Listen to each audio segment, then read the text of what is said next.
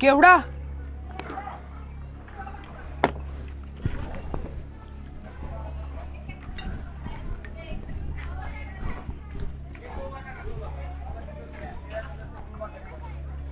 असं का वागतोयस तू? माझं काही चुकलंय का ते तरी सांग. नाही, तुझं काय नाही. चुकलंय माझंच. नको त्या वयात नको ते सुचतंय मला. निर्णय चुकला की नाव खराब होतं हे आता कळलंय मला. आधी शाळा, मग नोकरी, आणि हे समज झालं तरच पोरीचा बाप म्हणतो.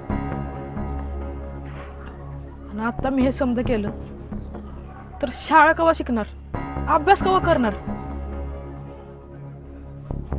यापुढे नुसता अभ्यासच करेन.